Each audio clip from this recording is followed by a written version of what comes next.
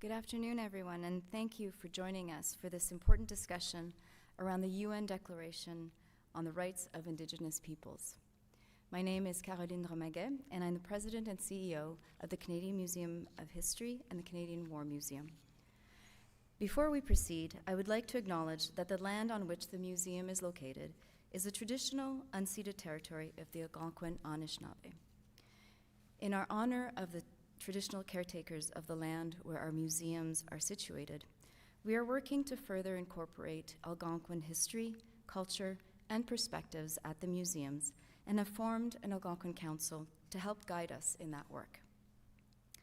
We also acknowledge the Indigenous territories and caretakers of the lands that we visit, undertake fieldwork, and send our exhibitions. Acknowledging Indigenous rights and working closely with Indigenous communities and partners across Canada is vitally important to the museums as we move forward together in a spirit of collaboration and respect. Today's discussion offers us an important opportunity to reflect upon truth and reconciliation in this country. From grassroots activism to municipal, provincial, territorial, and federal initiatives, people across Canada are embracing the need to acknowledge and to be accountable for some of the darker chapters of our history. It has been almost a decade since the Truth and Reconciliation Commission issued its report and its 94 calls to action. The Commission identified the United Nations declarations as a principle for reconciliation, and Call to Action 43 calls on government to adopt and implement the declaration as a framework for reconciliation. We have taken this to heart here at the museum and have been working over the last 10 years to ensure that our policies and our practices are in line with the UN Declaration and to center Indigenous rights throughout our work. We have made the continuing recognition of Indigenous rights as a strategic direction for the museum and are ensuring we respect decision-making rights of Indigenous people over their cultural heritage while it is in our care. We do that through shared authority agreements and memoranda of understanding, through collaborative projects, community-centered exhibitions, and through repatriation. We know that as a national memory institution, it is our responsibility to tell the truths about Canadian history. We will continue to do that through our exhibitions and programs on residential schools, through working closely with Indigenous communities and ensuring survivors have a platform to tell their stories. And it is our shared responsibility to listen, to bear witness to these stories, and work towards a better future. We are grateful for the work we have done with the National Centre for Truth and Reconciliation over the years. The NCTR is a place of learning and dialogue where truth of the residential school experience will be honored and kept safe for future generations. We are also proud to have shared a number of initiatives designed to explore Indigenous perspectives on residential schools, and we look forward to future opportunities to collaborate and work alongside NCTR for ongoing learning and healing. And I'd like to thank you also for holding this event at the National Museum, at the Canadian Museum of History. I have no doubt that today's discussion will be informative and thought-provoking, and that it will further advance the conversation around truth and reconciliation in this country. I would now like to hand things over to Kayla Johnston from the NCTR. Kayla is Director of Education, Outreach, and Public Programming. Kayla?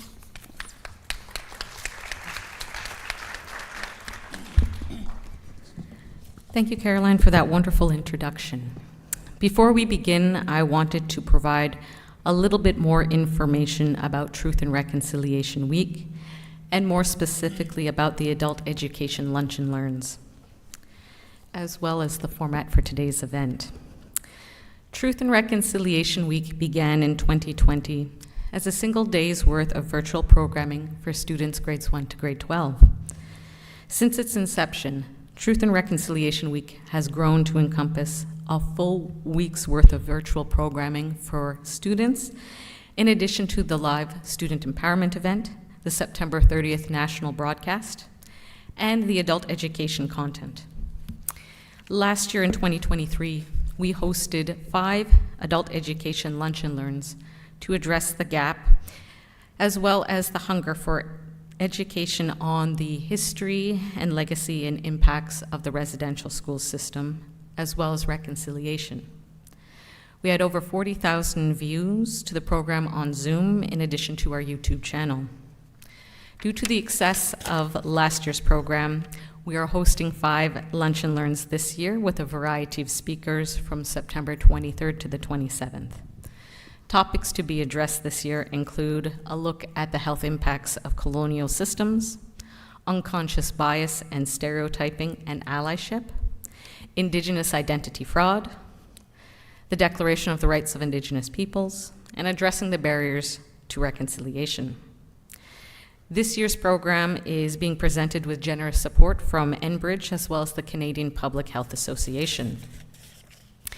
As you will have noticed, today's session is a hybrid event with both an in-person audience joining us at the Museum of History as well as a virtual audience joining from Zoom webinar as well as our NCTR YouTube page. Unfortunately, we had an error occur and we are unable to provide the ASL LSQ interpretation today. However, all of the sessions are being recorded and the ASL LSQ will be added at a later date to be accessible on our NCTR YouTube page, along with the French audio interpretation also being provided today. Now, after I conclude my remarks, I'm going to be turning things over to Sherri Helgason, our moderator, to introduce our panelists and lead a roundtable discussion for the next 45 minutes, followed by an in-person Q&A. At around roughly 2:20 time here in Ottawa, I will return to the podium to conclude the event with some information about September 27th Lunch and Learn session and the September 30th programming on Parliament Hill. Now with that, I would like to introduce Sherri, who will be our moderator for today's session. Sherri Helgason is the Director of Governance and Reporting with the UN Declaration Act Implementation Secretariat at Justice Canada. Her background is in the human rights field, having worked with the Canadian Human Rights Commission for over 30 years. She began her career starting as an investigator with a commission in Manitoba in 1991 and has worked in numerous positions and locations with the Human Rights Commission since that time, including as Regional Director of BC and the Yukon Regional Office in the late 1990s, as well as the Director of Investigation in Ottawa from 2000 to 2006, and as Director of the Commission's National Aboriginal Initiative from 2007 to 2017.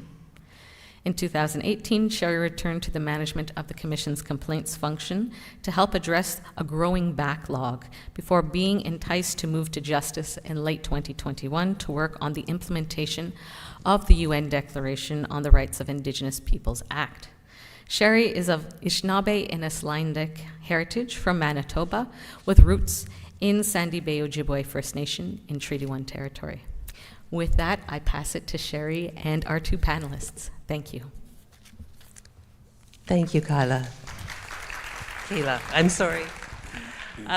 Good afternoon, everyone, and welcome to the National Centre for Truth and Reconciliation's Lunch and Learn session on community perspectives on the UN Declaration on the Rights of Indigenous Peoples. So again, thank you for the kind introduction and thank you to the museum for hosting us. As mentioned, my name is Sherri Helgason and I'm the Director of Governance and Reporting with the UN Declaration Act Implementation Secretariat at the Department of Justice. My pronouns are she and her. For those who cannot see me, I'm a somewhat fair-skinned woman with white and blonde hair, and I'm wearing a white suit with an orange ribbon on my lapel. I'm from Treaty 1 territory in what we now call Winnipeg, but I'm pleased to be joining you here on the traditional unceded, unsurrendered territory of the Algonquin people at the beautiful Museum of History. I encourage all of you joining today to reflect on the traditional lands from whence you're watching this session and on the Indigenous people's long-standing presence on and contribution to these lands.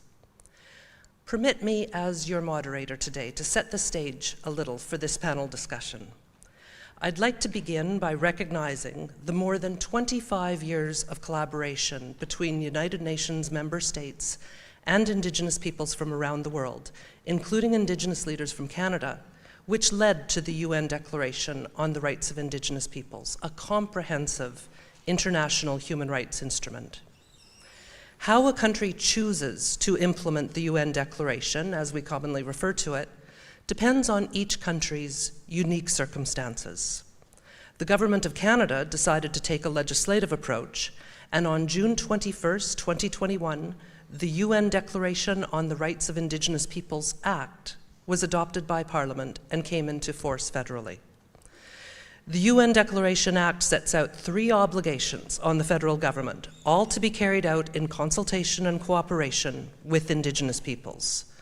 Section 5 requires the government to take all measures necessary to ensure the laws of Canada are consistent with the UN Declaration. Section 6 requires the government to develop and implement an action plan to achieve the objectives of the Declaration. And Section 7 requires the preparation of annual progress reports, which must be tabled in both Houses of Parliament every year. The Government of Canada worked in consultation and cooperation with First Nations, Inuit, and Métis for 2 years to develop an action plan that reflects their vision for a better future for generations to come. Since the action plan was released on June 21st, 2023, we have now shifted our focus towards making the objectives of the UN Declaration a reality.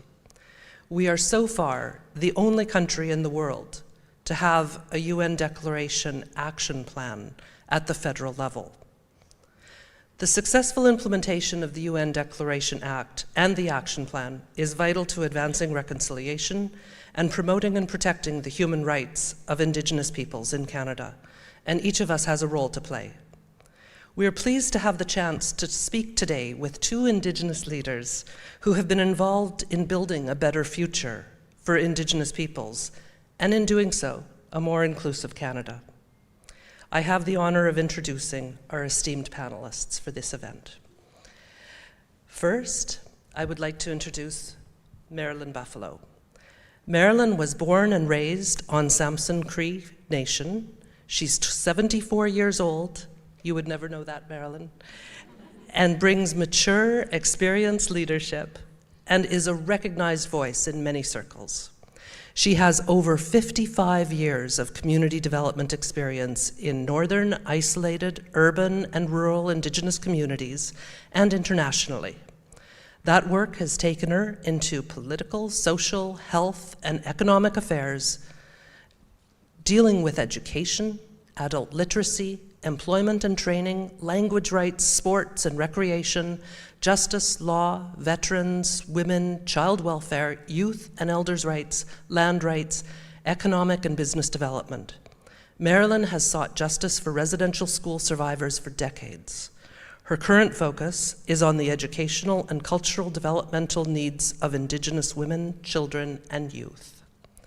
Marilyn also served as president of the Native Women's Association of Canada from 1997 to the year 2000. Welcome, Marilyn. Megan Lewis is a young, queer, mixed Ganyangahaga, I hope I have that pronunciation right, Megan, or Mohawk woman, and is a member of the Tyendinaga Mohawk Territory. As the director of the Center for Indigenous Policy and Research at Indigenous Youth Roots, she focuses on engaging Indigenous youth in policy and research by creating more accessible spaces to create and advocate for impactful and meaningful change. So welcome, Megan. Welcome to you both. We have a few questions ready to get the ball rolling on discussion for this panel, following which, provided we have the time, we'll open the floor to questions from the live audience in this room. My first question is for both of you, and I would direct it to you first, Marilyn. I'm interested in your personal history with the UN Declaration on the Rights of Indigenous Peoples. As you'll know, the Declaration was decades in the making, and Indigenous leadership from Canada had a crucial role in its development and adoption by the United Nations. So how did you first become aware of the Declaration, and what kind of an impact has it had? So Marilyn, if we could start with you. Thank you. First, I'd like to acknowledge our Creator for bringing us all together this wonderful day. I also want to acknowledge my ancestors, whom were Cree leaders in the hereditary governance system of the Cree peoples, the Cree nation. And so I became aware. Oh, I also wish to acknowledge Dr. Wilton Littlechild, who is our international chief for Treaty 6, who spearheaded many of these discussions. I've known Dr. Wilton Littlechild all of my life. I believe he was already in university, at University of Alberta, playing hockey, and I was still in junior high. So we've been raised by the same ancestors, in the same language, the same culture. And so Wilton, I was at 1976, I was the advisor on Native Affairs to the University of Alberta, and established all of the programming, Indigenous programming on campus. I was 25 years old, and Wilton was in law school. So by this time, we're already pretty seasoned in our traditional knowledge and the instructions as they were handed to us by our ancestors. And our last day of Wilton's law exam, I remember this day because I was pregnant with my son, Joe Buffalo, and I could barely fit in Dr. Wilton Littlechild's Firebird sports car. And we drove in this hot day to my nation, Musqueam, because the elders had called us. And we went into a ceremony. And the instructions are very simple in English. But if you understand my language and our ceremonial practice, you would understand that it's very complex. And that if we believe that we are sovereign nations, which we are, the Musqueam Cree is combined of 4 nations, Samson, Ermineskin, Louis, Beau, Montana, Cree, that we have a right as signatories to the treaties of 1876, that as nations we have a right to our own self-determination. And so that day that we went to Musqueam was when the ceremonial instructions were given. I was not in the sweat lodge, but I remember hearing very carefully the songs and the instructions. And so we had a feast afterwards. And that is, if we believe we are nations, then we must join hands with other nations in other continents, other indigenous nations of Africa, South Pacific, Asia, and the Nordic countries, every continent globally, so that we join hands with our brothers and sisters, and that we will come together at the United Nations. Since then, that's almost 50 years. Canada acknowledged it took a while. We'll give them credit for it, for passing their legislation. But the real work has to be done. So with that, that's when I became first familiar with. But we have to know that my instructions began at birth and childhood, because I was instructed from the time I could remember. My great-grandmother, who schooled me in my language, and all of the traditional knowledge that was passed on to me, treaties was #1 on the agenda. Thank you. Thank you, Marilyn. And it's inspiring to know how much the rights and principles in the UN Declaration in fact started many, many years earlier, before even its adoption at the United Nations, and started in ceremony. So thank you for sharing that history with us. allow me to turn the question to you, Megan. Can you tell us a little bit about how you first became aware of the UN Declaration? Yeah, so this morning my sister and I were talking about this, and I was just starting grade 7 in 2007, and so I didn't really become aware in kind of the terms of actually talking about the UN Declaration, especially in Canada, because as you said, Marilyn, they were a little bit slow to adopt it and to implement it, but in high school, I think that's when the conversation slowly started. And in particular, I had a couple of good high school teachers, especially actually here in Ottawa, who were more adamant about talking about policy and politics. And I was really interested in having those conversations, and went to the United Nations Model United Nations in New York in high school. And so that was one of those early conversations. But the real work for me and how it impacted me really started, I think, more towards when I started university. And I became really interested on my end, working more on the front lines, seeing how policy was impacting community, but it was being created often by folks who weren't understanding how it was impacting folks on the ground. And so I pivoted a little bit in my career to try and understand more about policy. And so I started getting more involved in policy. And for a little while there, I worked with the federal government, but I wanted to connect back to community. And that's when I started getting really interested, in particular, in the Declaration, but more so in the process of how wider systems and movements can impact change. And so that's a little bit how it connects to the work that I do now with Indigenous Youth Roots. And no matter what conversations we have at our organization, specifically through the department that I oversee, which is the Center for Indigenous Policy and Research, we frequently talk to Indigenous youth about what drives them, what they're passionate about. And often when we talk about policy, sometimes it doesn't always connect. And so we've really started talking about policy as a tool for advocacy, as a way to really connect all of these kinds of processes that are sometimes have intentionally excluded Indigenous people, in particular Indigenous young people.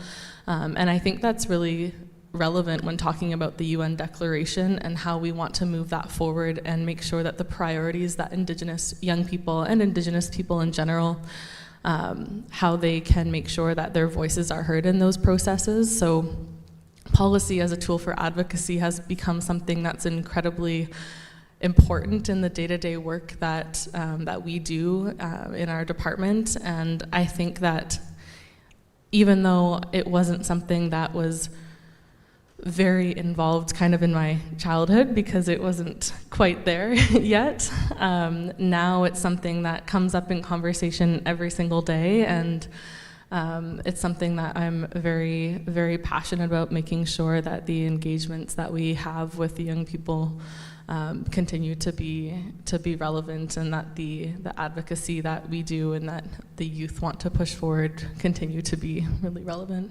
Yeah. Thank you, Megan. Okay, that's very interesting how you touch on how advocacy influences policy and policy influences advocacy. And that kind of brings me to another question, in fact, for both of you. And it's about the action plan, and I like having props, so I'm holding up a copy of the UN Declaration Act action plan for folks. So I'd like to ask you about your thoughts on the impacts of the action plan that was developed in consultation and cooperation with Indigenous peoples as part of the implementation of the federal UN Declaration Act. It touches on a number of areas across, well, many of the rights and principles that are reflected in the UN Declaration itself. Which of the 181 action plan measures, or which area of the action plan, do you think has the greatest potential to have results and to result in real lasting change on the ground in Indigenous communities and for Indigenous peoples? What are your ideas for meaningfully implementing these commitments? So I'd turn this question to Megan first, and then I'll ask you as well, Marilyn, to comment on what you think is most important in the action plan. Generally speaking, I think when we're talking about something that ideally is informed by community, it's hard to identify something that is the most important or likely to be likely to have the most impactful change. But I think from an organizational perspective in particular, what we can appreciate about the action plan is that each measure is assigned to a specific ministry with the federal government, because one of the most important things that we heard from youth when we did an engagement leading up to the implementation or the development of the action plan is that accountability is so important in order for youth to start to build trust that the action plan will ultimately be implemented. And having there be action plans assigned to ministries, that helps to encourage some level of accountability, hopefully long term. In terms of action plan measures that we think kind of have more of a promise for systemic change, when we have conversations with young people, having specific measures that implement existing recommendations that came out of extensive consultations, for example, like the National Inquiry into missing and murdered Indigenous women and girls, and also those that bolster TRC recommendations, are really important, because this is something that we've heard from youth over the years as well, that a lot of these things we don't have to reinvent the wheel. There's been so many conversations over the past decades from communities, from elders, that they know what needs to happen for there to be systemic change. We don't have to continue to try and do something different, because what's already been suggested hasn't been tried yet. And so I think there being action plan measures that reinforce these really important conversations that have been had already with community, and making sure that those voices are kind of more put in stone in the action plan is really crucial, to make sure that those voices through these different, such as the TRC, are really kind of reinforced as something that we're hoping to see move forward. And seeing it in multiple different ways and different facets hopefully will mean that there's going to be more investments. And in that way, I certainly do mean financial investments to make sure that these things can be actually implemented. Also being kind of encouraged to see distinctions-based action plan measures that are focused on cross-jurisdictional issues, because I think something that is a really significant barrier that young people talk about a lot and that we see is that youth are tired, and they see their communities really tired of seeing things being slowed down by jurisdictional disputes. Things that are maybe a responsibility of a municipal government or a provincial government or territorial or federal, and that being a reason to not push forward change. And so in lieu of that, hoping to see that there's the ability to address these concerns across jurisdictionally, to kind of shed light on the importance of these still moving forward regardless of who's responsible for them. Kind of further, that there are issues that can specifically disproportionately impact Indigenous youth, and hoping that these action plan measures also commit departments to working alongside communities to make sure that these reforms can actually take root and be carried out in a smooth way. Thank you, Megan. I think you've highlighted some important issues there. The accountability, like the fact that in the action plan, there are specific departments that are associated with measures, so there's an accountability mechanism there. And the importance of amplifying what's already been said through the Truth and Reconciliation Commission calls to action, and Missing and Murdered Indigenous Women and Girls calls for justice, and the implications cross-jurisdictionally among other insights that you shared. Thank you, Megan. I'll turn the same question to you, Marilyn, about the action plan, and what in it do you see that is of greatest importance to carry forward? Thank you. I'm always a little nervous about truth-telling, because I've spent my life telling truth and have paid big price. I've never been privileged. Even though I've aspired to high offices in my time, and I say to every person that's listening, we can do better. We will do better. And why I say that is because I see that the action plan is focused on modern day treaty process and not on the treaty, existing treaties. Some people call historic treaties, pre-Confederation treaties, and treaties 1 to 11, which span across this country. And we've won every Supreme Court decision in my lifetime, and we will continue to do so because we are title holders, we are sovereign nations, we sign treaties, because without those treaties, it would be a different Canada. There would be no Canada, and that's a fact. And the history books have to reiterate that and do it right, get it right. So we must do better. And so to Canada, I say, you must know who we are. You must learn from us, because you'll never get it right unless you do.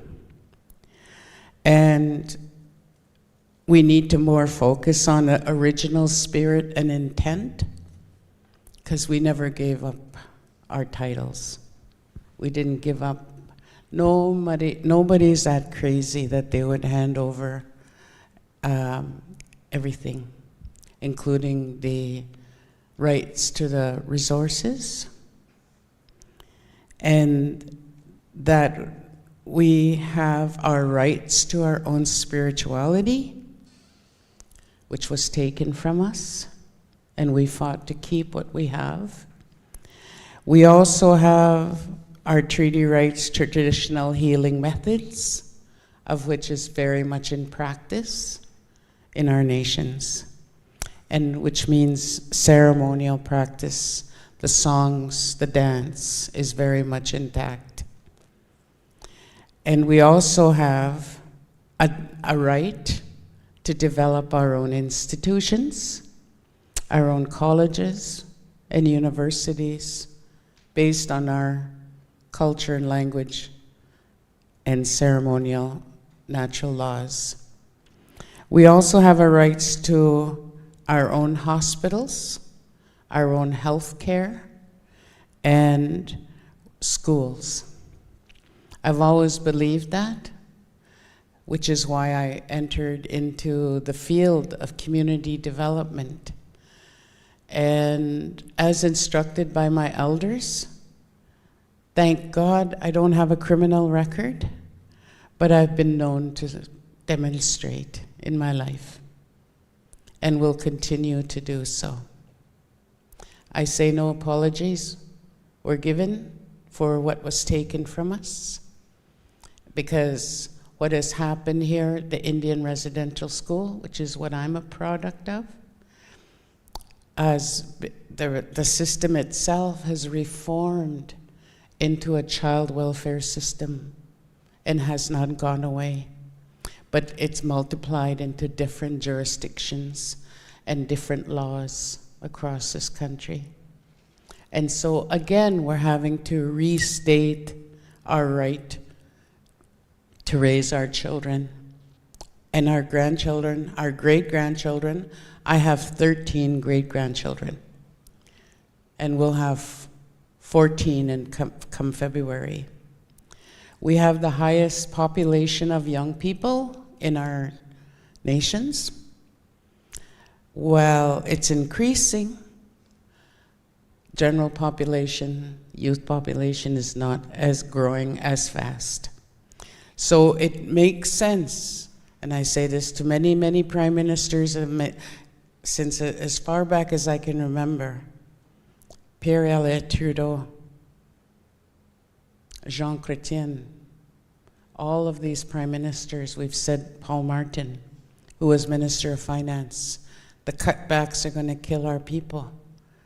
And it has. Statistically speaking, we don't have to raise the bar in knowing that we become the most vulnerable population in our own country, and that's not acceptable.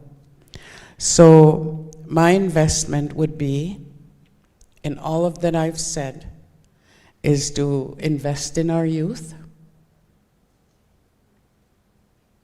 Our children should be in Harvard if they wish to go there, if they wish to go to trade school, and there should be no quota with all the mining resources that has been taken out of our territory as we speak.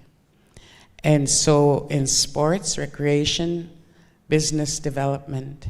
But I also say to the young people that are listening, whether you be Indigenous or non-Indigenous or new Canadians, I'll say learn from us, because we remind you that we inherited our trauma, we continue to heal our traumas, but we remind you that we are strong, powerful Indigenous nations with powerful culture, languages, and the inherent right. And I say to all new Canadians, I want to teach you. Indigenous women, our traditional role is to teach and to heal. And we should be teaching all new Canadians on what it's like to be on Indigenous land in this country. Thank you. Thank you, Marilyn. And you've touched on some really important areas. Oh, and you're receiving applause from within the room for those who are joining online. You've touched on some important areas, the importance of the treaty relationship, the importance of investing in our youth, and the importance of teaching everyone, including new Canadians. And that kind of leads me to another question, Marilyn. And so I'd like to direct this one to you. You have been working for the advancement of the rights of Indigenous women for literally decades. I recall meeting you over 20 years ago when you were championing a human rights case that, as I believe you were successful in, and you were also president of the Native Women's Association of Canada at a crucial time. I'm sure you've faced your fair share of resistance and pushback along the way from time to time. And it's fair to say that there has been resistance and pushback in respect of the UN Declaration itself as well. So can you share some advice with us? How were you able to overcome obstacles or resistance? Are there any particular moments that stick out to you where you won people over? And what advice would you have for people who are fighting to advance Indigenous rights in the face of resistance today? Wow. I have to write a book. Does anybody have a grant for a grandmother that wants to write their, as told? I could be cooperative with you too. You could be my as told too.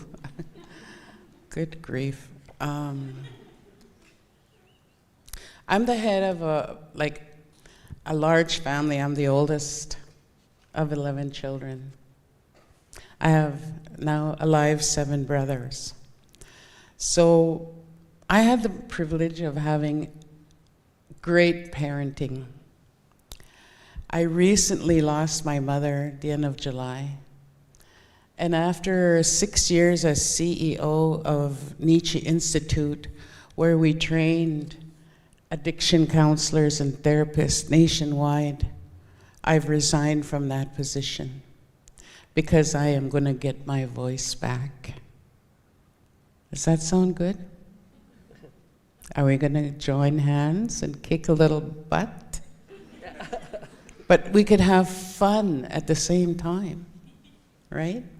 I know all the good spots. If you want to go camping across any continent, I have a network of weird, wonderful women in this country, and not all of them are Indigenous. And I've chaired the Indigenous Women's Forum at the United Nations. I also have sisters in other continents. And I've also chaired the Indigenous Women of the Americas.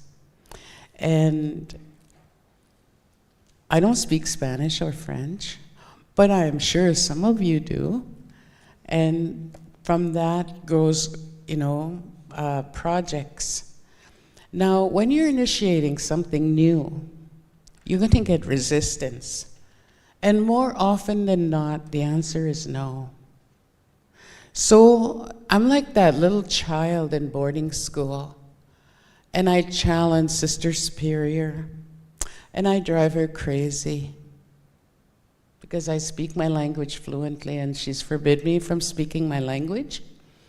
She's talking to the other staff, other nuns, clergy, in French, very poor French, I might add, and teaching me very poor English. All the English that I've learned from my mother, who taught me how to read before I went to grade 1. But the traditional knowledge that I gained from my great-grandmother is money in the bank. And so when some person says no, you have to be really creative. And this is where policy analysis is very key, is that you have to find new ways, new language, and a new approach to establishing what it is you want. Because if someone says no to me, that sounds like 100 challenges right there. So go back and study and regroup and gain colleagues, experts. It's a little bit like going to court. You get expert witnesses, or intelligence, you gather intelligence as you go. But you never accept no as an answer. Because what would be the point? You might as well stay in bed, or not even bother. Like go study, I don't know, astronomy. Or even there you'd have problems because you'd need to come back to Indigenous elders and ask, what do they know about astronomy, right? And my job has always been to work with young people and coach. And I've lost count of all the people that I've helped to write their PhD theses, dissertations. I'm not bragging, because one of the most memorable one, you asked me which one sticks out most? My friend, Dr. Mary Apt, who is a psychiatric nurse, ahead of a psychiatric hospital in Western Canada. And she was my friend since I was 13 years old. How could we be a friend of an adult woman at that, a nurse? She came from McGill University. She married just adjoining our reservation. And she was Irish Catholic. And she came to our church. And I was in junior high when I met her. And so there began this lifelong friendship. And I spoke at her, at her funeral and so on. But Dr. Mary Apt did her doctorate in leadership, on leadership. And so she said, you need to help me. I said, okay, whatever. I bring their books, whatever.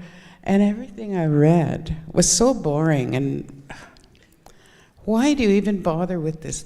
And I mean binders and binders of every week she'd be dropping this stuff off, and I said, you white people are so boring. Why do you keep repeating the same thing using different words? And it turns out, she said, and the greatest compliment I ever got, she said,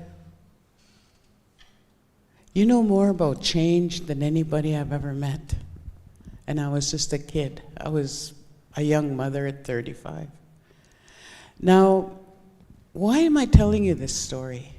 Is because you learn to understand why people resist change.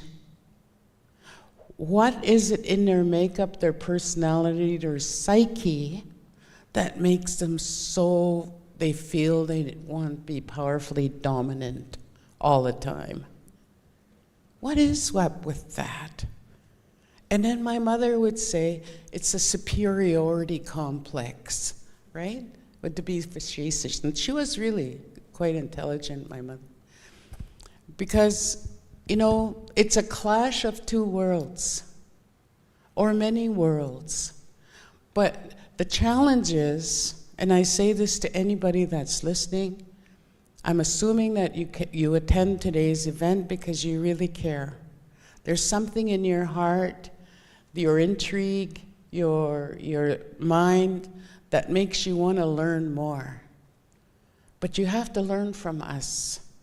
You cannot learn it from a book. That's a good starter. There are good authors and publishers out there, but you have to learn like I did with my friend Dr. Mary Apt. And later on, as time went, we established healing circles. She facilitated because she was a psychiatric nurse. And everyone in our family, before she died, she impacted probably about 300-400 lives. And we could even do a study to find out how many of those that she impacted went on to higher learning and university.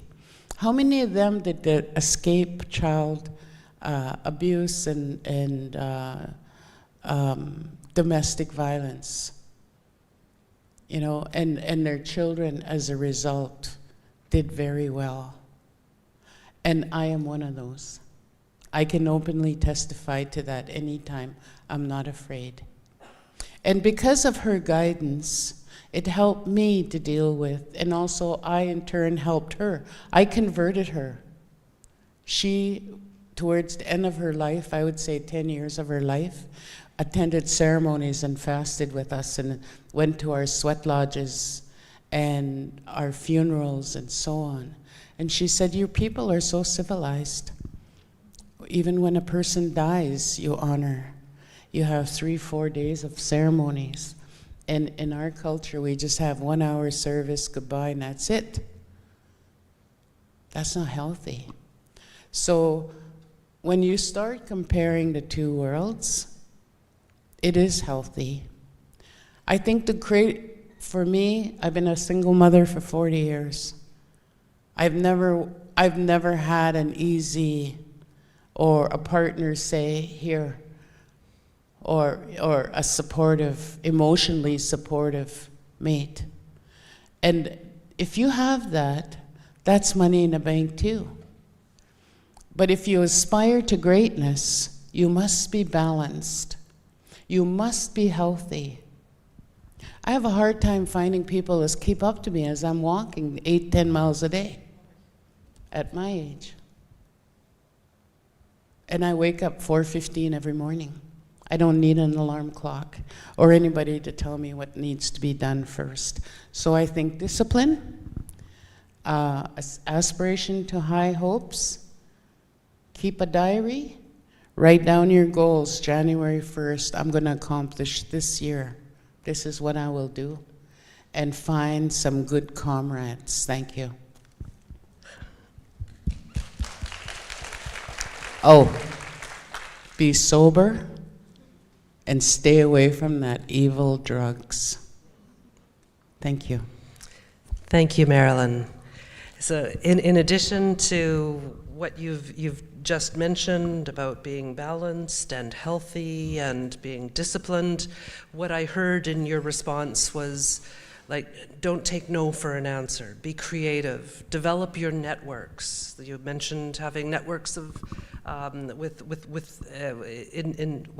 women, both Indigenous and non-Indigenous, across the world. Listen to elders, listen to the people, and understand what is behind the resistance to change. Thank you, Miigwech, for that response, Marilyn. Megan, I'd like to turn to you. And I'd like to hear more about the youth voice going forward. Your organization has often said that Indigenous youth would like to see change in their lifetimes. From an Indigenous youth perspective, what does improvement and progress look like with respect to what UN Declaration implementation? what are some of the key indicators or measures of progress that would help Indigenous youth see this transformative change in their lifetimes?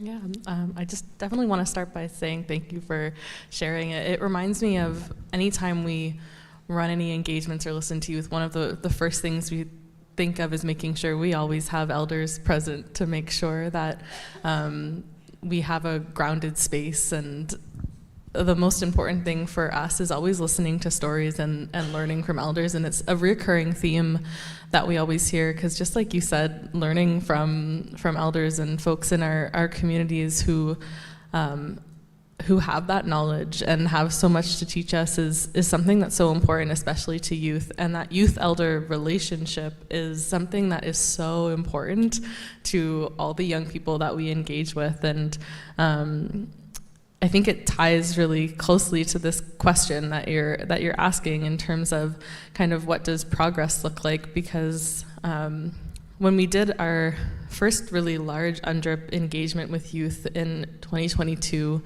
where we did kind of more intimate engagements with over 200 youth, one youth in particular said, and it's a quote, that they won't believe that implementing UNDRIP is successful until they see their community or communities around them having a better quality of life, and that they want to see actual changes rather than another data report. So progress and quality of life for Indigenous youth, it can look a lot of different ways. And for a lot of youth, it's about things as simple as not having to be forced to leave their communities unless they want to, for things like education, not even just university, but for high school, or to get work. It's about having access to clean water, transportation, stable internet, to be able to have access to healthcare system navigators, have access to funding and supports when they age out of child welfare. And importantly, like other Indigenous communities, Indigenous youth voices are not singular like all Indigenous people, and their identities are multifaceted, and their needs depend on many factors like gender, able-bodiedness, where they live, and so there's a need to be really intersectional when setting metrics and measuring progress at a hyper-localized level as well. And I think one of the things about UNDA implementation is sometimes it's not accessible to have those conversations with youth. Not everyone knows what UNDRIP is. And I think that there's this misconception that, especially if you work in these spaces all the time, that if you say UNDRIP, people are immediately going to be on the same page as you, that they know what that is. But if we're trying to make it something that's accessible and that we're able to have a conversation about, and we can talk about how it maybe is having progress at a community level and at a way that, and understanding how it impacts folks on a day-to-day, we have to make the language accessible. We have to talk about it in a way, especially when we're talking about the act and the action plan and the actual implementation of it, to talk about how that actually relates to people's day-to-day lives, even though if we're in it and we work in those spaces, we may understand how it does. But if we want to make sure that everybody can be involved, having more conversations about that in a way that is more relatable and more relevant, and that's a really important conversation that we have when engaging with youth, is asking questions and talking about progress in a way that is just more, I guess, more personable, more conversational with young people. And I think no matter what conversation that we're having with youth, you can tie it back to UNDRIP. You can tie every conversation back to it because it's such a high-level conversation that everything falls under that conversation. And I think storytelling is a really big part of that, because even if you don't ask a specific question related to indicators or key metrics, and you just ask someone to tell you about what empowerment means to them, or how healthy is their community, or an example of what relationships, strong relationships in their community look like, you're getting metrics about UNDRIP. A good example of how we kind of empower storytelling in data is this year recently, actually just a couple weeks ago, we finished one of the largest Indigenous youth-led research projects nationally. That's coming out October 30th, where we engaged with over 1,000 Indigenous youth to talk specifically about this, so how Indigenous youth envision their futures, and at every level, so talking to them about this in relation to culture, wellness, education, work, and that in a very Indigenous way, so not necessarily work as we might refer to it in the 9 to 5, but work, you know, a lot of youth referred to the trap line, not working in terms of going into the office, but having seasonal work so that they could go back to their communities, so that they could stay in their communities, and making sure that they could have and be a part of healthy sovereign nations, where everyone had access to what they need beyond the bare necessities of clean water and safe housing. Because I think people forget too that sometimes they might be talking about things that is hard to have conversations about before you have your basic needs met, which is a conversation that a lot of people are still having.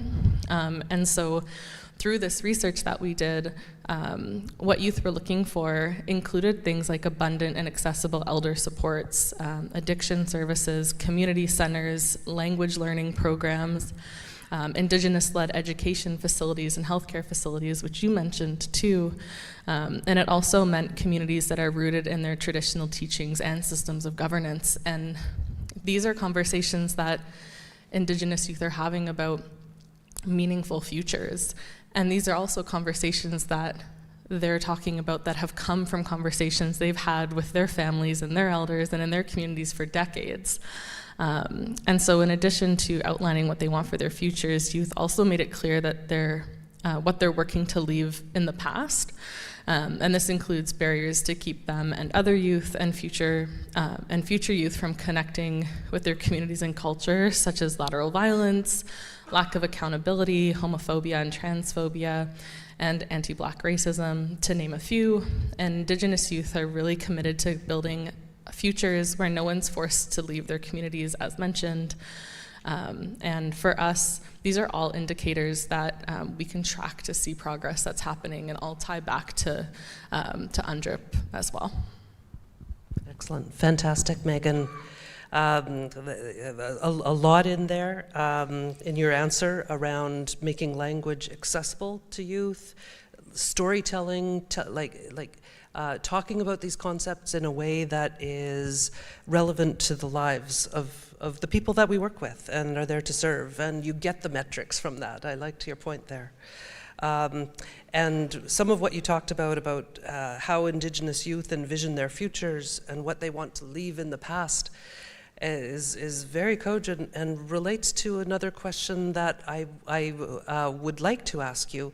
But I do note that we have now reached 2 o'clock, and it's at this point where we had wanted to take a little pause to see if there's any questions in the audience for our panelists. So with that, I would invite anyone in the audience who has questions for Marilyn or for Megan to please let us know. And I would ask that you identify yourself, that if you have a question, you speak clearly and slowly enough that our translators can follow you, and so our panelists can hear you. And as I say, I'd also ask if you could let us know whether your question is for Marilyn or Megan or both. So with that, do I see, it's hard to see through the lights, do I see any questions in the audience? No question. Do I see it? I see 2 hands, three hands, 2 hands. Okay, so I understand we have a traveling microphone. I saw 1 hand over here and then 1 up there right in the middle.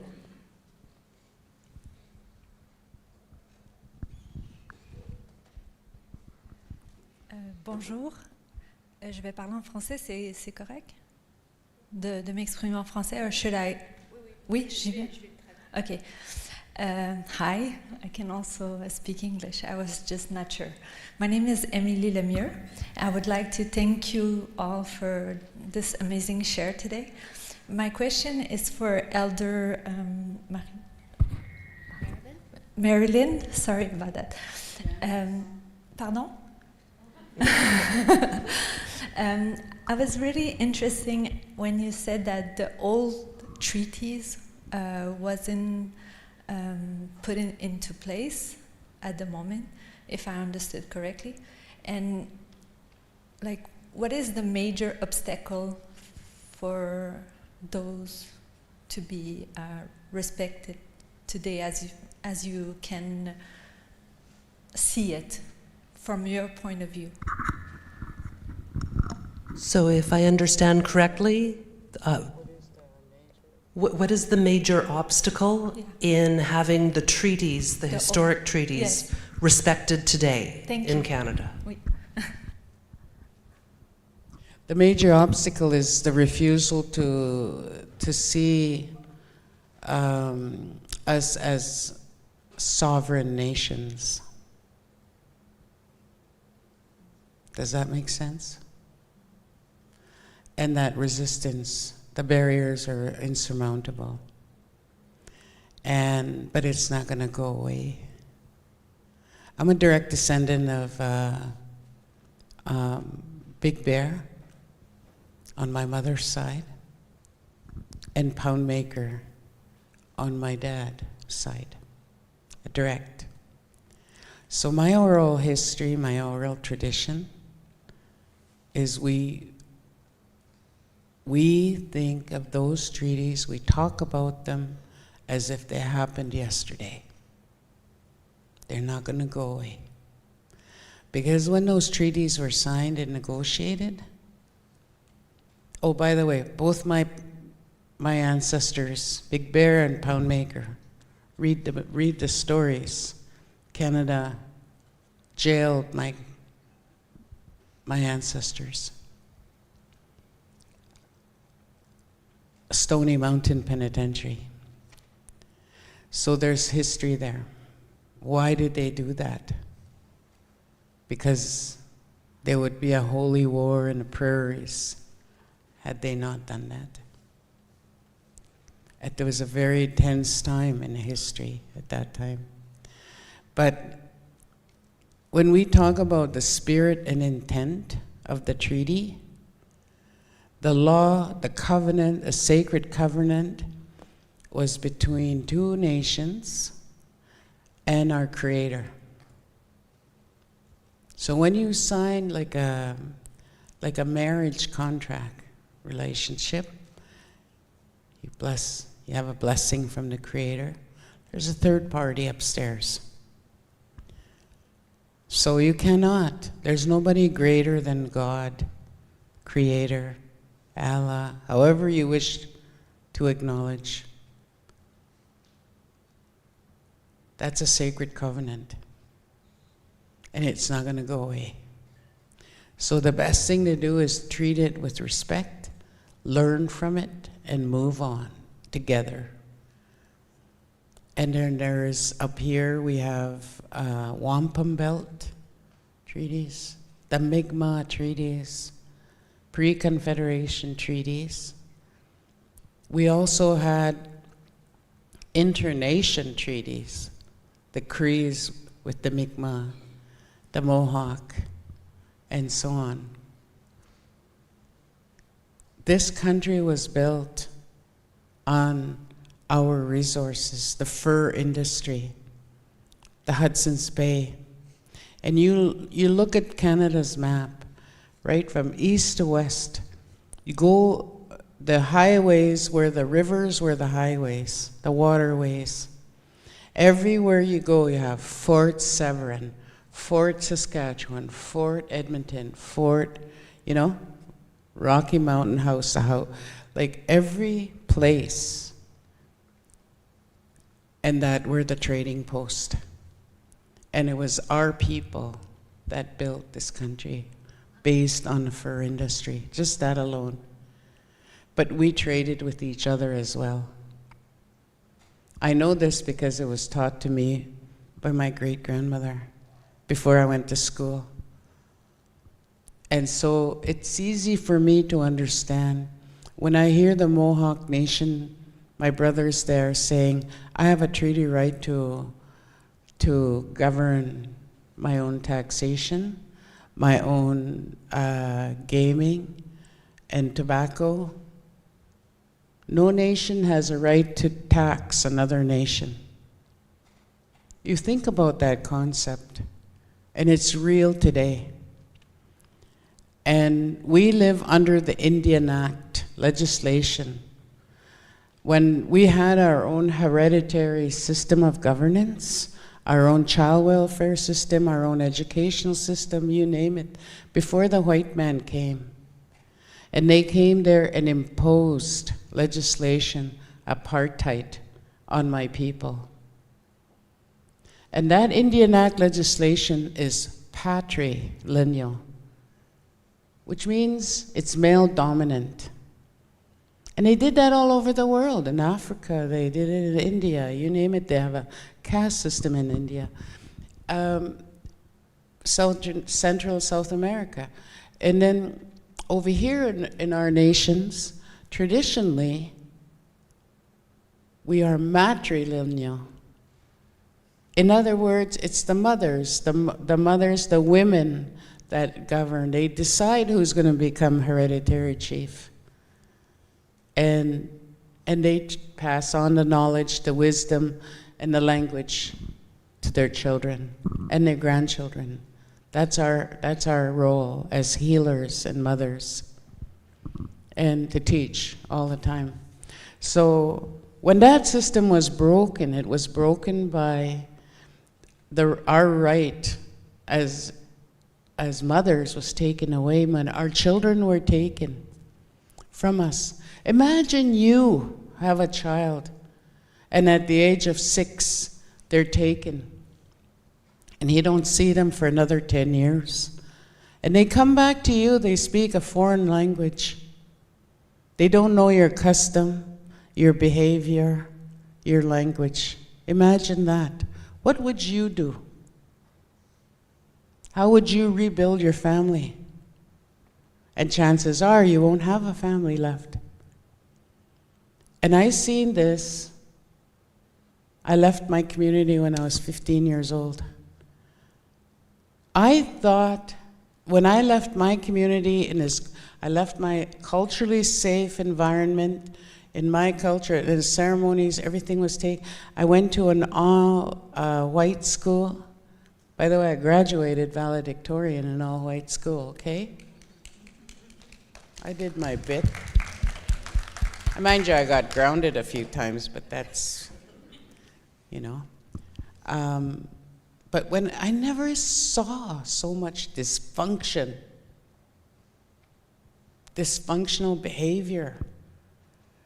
And so-and-so is having an affair with this one over there, this one. Oh my goodness, I went into culture shock. So when I gave my presentation, in my valedictorian presentation, I said, when I grow up, I'm going to be a strong Indian leader in this country because I've learned to understand you white people. I didn't say that because I was racist. I said that because it's the truth. And I said, I'm going to write my book about you, your community, and it's going to put Peyton Place to shame. Peyton Place was a soap opera at the time. Anybody that's my age will understand. But it's true. It was a cultural clash for me because it was in a foreign, like I had entered a foreign country that was very non-supportive. And I didn't have access to my parents. At a very tender age of teenagehood, I didn't have my parental guidance and my cultural supports. So for me, that's why I advocate for young people. And it's very, very tough to work with young people, particularly those that have been adopted away. But if you've lived that experience, like I've never been adopted, but when you've experienced culture shock, you know how to relate to them. And so I've adopted many children from many cultures in my lifetime, all from across the world. And my father is the same thing. My father, who died 1.5 years ago, he has a son at East Indian. And we laugh because, you know, when my father passed away, Dr. Wilton Littlechild came and gave a presentation because of the role that my dad played in his life, and that his father was in the military as well. And he said that going on a hockey trip with my dad was like a history lesson, and because he would know all the place names in Cree as they were driving. And I think it's so important, you know, when you acknowledge the elders, you don't realize elders is not just for us Indigenous people. You have elders in your culture too. But it's just, how do you incorporate them into your daily life and your learning, your family life as well? Are they included in part of that? If not, then you have some work to do there. Both parties have some work to do. My dad's funeral, full gospel were there, the minister was a chief was there. The Mormons came. The Hutterites were named honorary pallbearers. The Chinese, and I have an East Indian brother my dad adopted. And at his feast, we had East Indian food, buttered chicken and all this good stuff. But why am I telling you this? It's because it's possible to raise all of you and your families in a healthy United Nations environment without giving up any of your power and your intelligence, your spirit, and all of the good stuff. It's free. You just have to learn to open your doors. I open my teepee, I'll let you in. And that's what, spiritually, that's what it's all about. And it's fun, okay? You don't have to feel, you know. The greatest gift I ever gave my children was to come to live in Ottawa for 15 years. And they learned. I have children in Tanzania that I've adopted that are now working in the high-tech industry. I have a son who's a rabbi. And all of these weird, wonderful things that have happened. But that's what the UN Declaration is all about. Don't be afraid to make friends. I can be mean and ugly first thing in the morning, you know, but by noon I've done a day's work. So if you want to hang out in the afternoon, I'm there. Thank you. Thank you, Marilyn. You've taken us through a discussion on the importance of the treaty relationship, to the Indian Act and residential schools, to the principles of the UN Declaration today and how we can all live together. I think we may have time for one more question, and I had seen a hand up right in the middle over here, and I note that it is 2:15, so I'm afraid we'll have we have about 5 minutes left before we have to hand it back to Kayla. So with that, may I ask you to ask your question? Yes, hi, my name is Michael. I don't know if I'm going to stand just because I don't want to block the camera. My question is for both of our wonderful speakers, and I'm just wondering what advice you would have for a young public servant who wants to support Indigenous peoples and communities on the path of reconciliation. Lovely. So the question was, what advice would our panelists have for young public servants who would like to support the path of reconciliation in their work going forward? Did I get that right? Okay. Megan, did you want to take a crack at that one first? Sure. I'll try and be super quick. I think For one, it definitely depends on the type of work you do, but if you engage with communities, I think the number one piece of advice that we give, our team does a lot of presentations on meaningful engagement with community, and I think the number one thing that we always say is to never just engage when you need something, to always start relationships meaningfully, always just with the purpose of building relationships.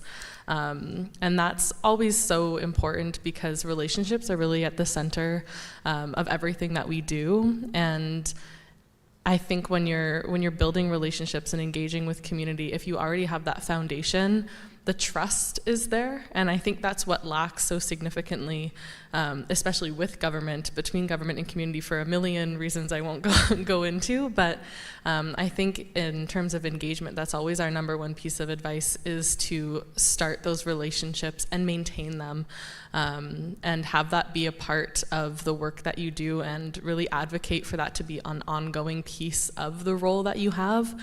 And to continuously educate yourselves as well. I think that that's the responsibility that everybody has, especially given whatever type of work that you do. I think obviously there's a really wide range. I know that we're really low on time, but our team, like I said, does presentations. We're always happy to do more, so you're welcome to find me on LinkedIn and we can connect.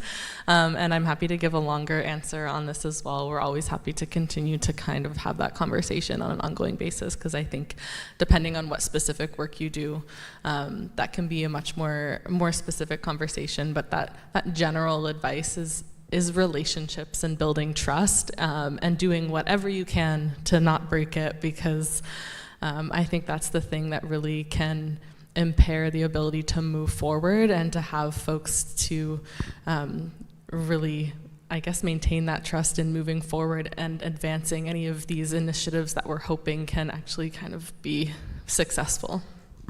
Fantastic. Thanks so much, Megan.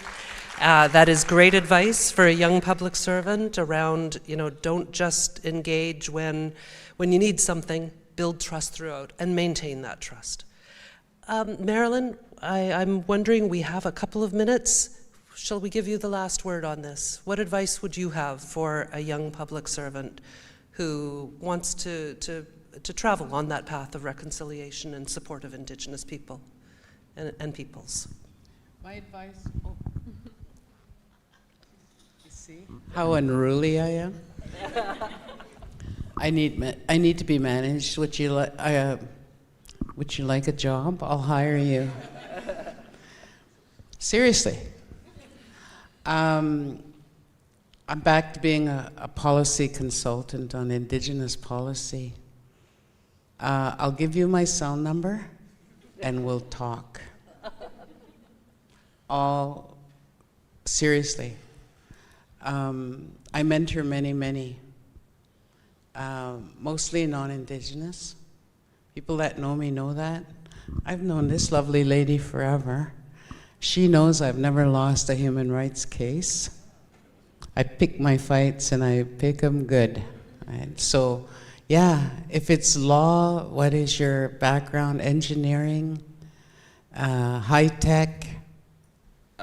Human rights. I actually work at Indigenous Services Canada in their community Buddy. infrastructure and international relations groups.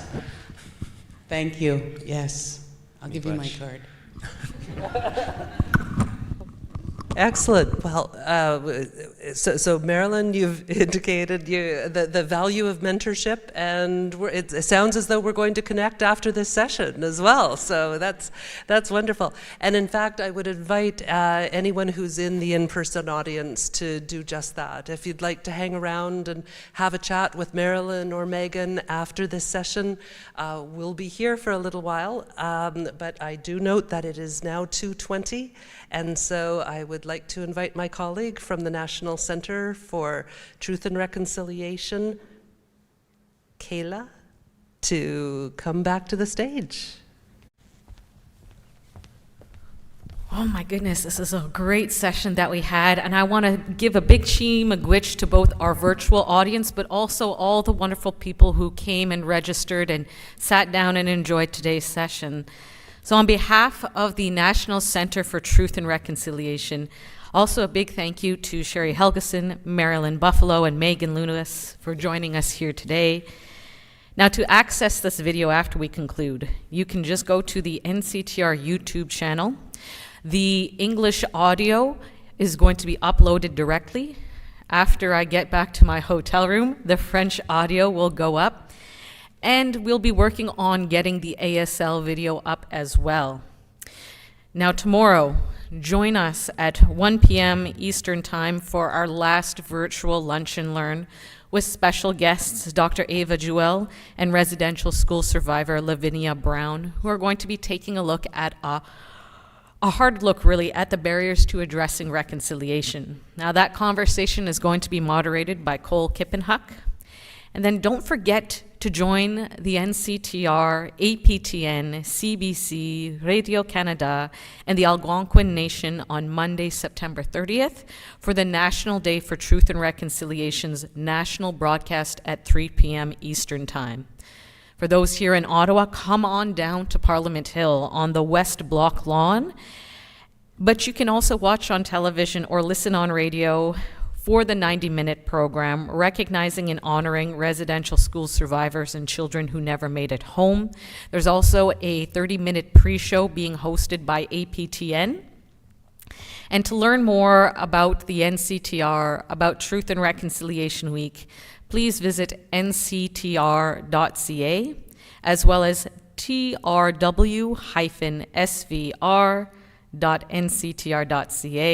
which is the special website we developed for Truth and Reconciliation Week. With that, let's give a big round of applause for our panelists and hosts. And with that, thank you, merci, miigwech, hi, and see you at the next virtual Lunch and Learn.